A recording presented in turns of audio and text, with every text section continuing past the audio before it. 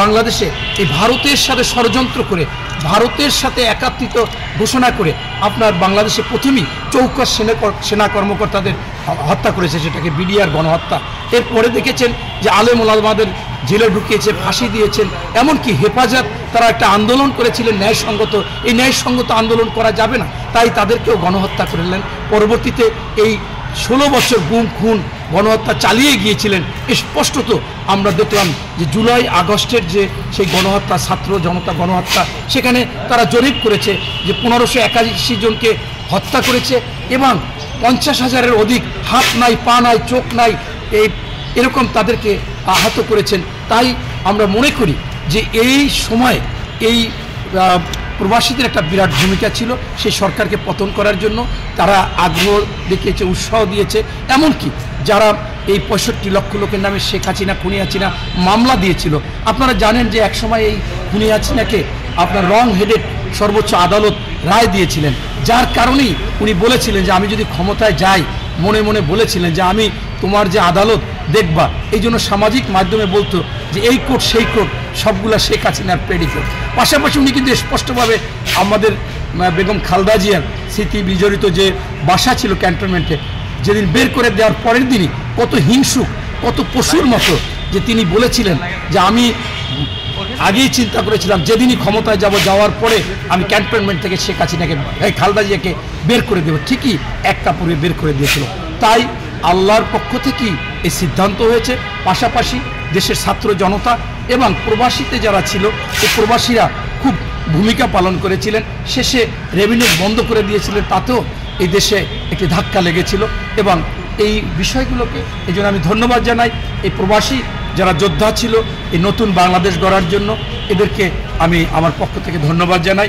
এবং আজকের যে এই প্রদর্শনীগুলো দেখতেছি তারা কি কি কাজ করেছে, আমরা তো সবগুলো দেখতে পারিনি, তাই ঘুরে ঘুরে দেখতেছি যে কোথায় কোথায় কোথায় কোথায় প্রোগ্রাম করছে। সত্যি তাদের অবদান আমরা স্মরণ রাখবো। ধন্যবাদ। যে এই বিডিআর হত্যার সাথে প্রকৃতপক্ষে জড়িত এই খুনি হাসিনার দল এবং তার কিছু লোক, এই জন্য বিডিআর নিরপরাধ, তাদেরকে দ্রুত বিচার করে তাদেরকে অব্যাহতি দেওয়া খুবই দরকার। তাহলে তাদের কাছ থেকে আরও তথ্য আমরা বাহির হলে পাবো। ধন্যবাদ। গিয়েছি সবচেয়ে বেশি যে সময় জেলে গিয়েছি 18 সালে, আমাকে 11ই ডিসেম্বর নিয়ে গেল, আমি 3 মাস 27 দিন ছিলাম। তখন যেহেতু বেশি দিনই থাকতে হবে, তখন খাওয়া দাওয়া অ্যারেঞ্জমেন্ট, আমরা যারা বিএনপি একটা রুমে বললাম যে ভালো খাবার দাবার কীভাবে কী করা যায়। পরবর্তীতে কি একজনের তথ্য দিল যে এখানে যারা বিডিআরের সাজাপ্রাপ্ত তারা খাবার দাবার সরবরাহ করে, তাদেরকে একটা ওই জেলখানা কর্তৃপক্ষ একটা সুবিধা দিয়েছে। তাই তাদের যখন ডাকলাম 5-7 জনকে যে আমরা এখানে খাবার দাবার দিবেন, তখন তাদের সাথে মিলে গিয়েছিলাম। তাদের কষ্টের কথা তারা স্পষ্টভাবে বলেছে, আমার কাছে বলেছে বহুতবার, প্রতিদিনই আমার সাথে 20 জন 30 জন 40 জন 50 জন দেখা করতো। দেখা করে ওই জেলখানার মধ্যে একটা জিয়া মঞ্চ আছে, অর্থাৎ ওখানে বিএনপির লোকজন গিয়ে জড়ো হয়, সেখানে কথা শুনতে চায়, তার নাম দিয়েছে জিয়া মঞ্চ।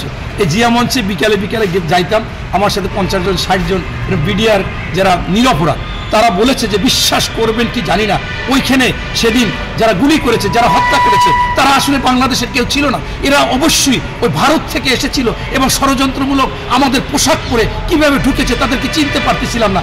যেহেতু কমেন্টস দিয়েছে, আমাদের বলছে ওই যারা আমাদের ঊর্ধ্বতন কিছু ছিল আমাদের মধ্যে, যারা মেজরের র্যাঙ্কের নিচে যারা, মানে আর্মি থেকে না, তারা যখন বলেছে আমরাও সেখানে কাজ করেছি, কিন্তু যখন গুলি দিয়ে মারে এটা আমাদের কাছে নির্মমতা মনে হয়েছে। তাই আমরা নিরপরাধ, এই অপরাধের সাথে জড়িত একেবারে স্পষ্টভাবে তারা বলেছে। জেলখানায় মিথ্যা কথা আসলে খুব কম বলে। তারা বলেছে যে এইটার সাথে জড়িত শেখ হাসিনা, আমরা যাদেরকে খুনি হাসিনা, গণহত্যাকারী হাসিনা, স্বৈরাচার ফ্যাসিস্ট হাসিনা বলি, সেই হাসিনা এবং হাসিনা সরকারের সেই তাপস, এই নানক, জাহাঙ্গীর কবির নানক, তখন স্বরাষ্ট্রমন্ত্রী সাহেরা, এরকম মনে করেন মির্জা আজম, এরাই জড়িত ছিল, শেখ সেলিম তারা জড়িত ছিল। তাই আমি মনে করি যে এই বিডিআর হত্যা যারা আসামি এখনও আছে, অনেকে মারাও গেছে দুঃখ কষ্টে, তাদেরকে দ্রুত আমাদের এই সত্যতা যাচাই করে তাদেরকে অব্যাহতি দেওয়া দরকার এবং প্রকৃত খুনিদের, এই শেখ হাসিনা আওয়ামী লীগের খুনিদের তাদের বিচারের আওতায় এনে, এবং তারা সংশ্লিষ্ট ওই সময় আর্মি কারা কারা ছিল এবং মঈনুল আহমেদও এদের সাথে জড়িত ছিল।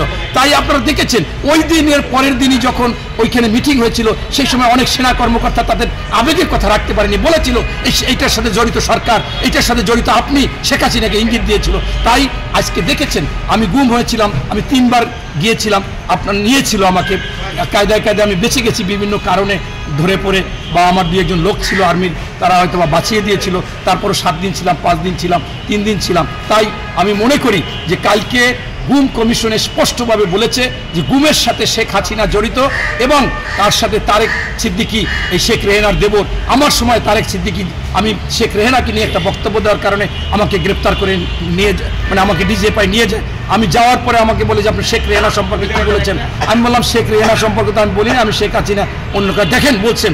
আমি বললাম না, আমার মনে পড়ে না। তারপরেই আমাকে শুনাইলো। আমি বলেছিলাম যে এই ব্যাংকগুলো যে হচ্ছে ব্যাংকের ছাতার মতো, এক একটা ব্যাংক থেকে 1000, 1500, 2000 কোটি টাকা শেখ রেহানা নিচ্ছে, 2 বোন ভাঙে চলে খাচ্ছে, ভাগ বাটোয়ারা করে খাচ্ছে। সেই বক্তব্য আসলে দেখেছি, সেই জন্য আমাকে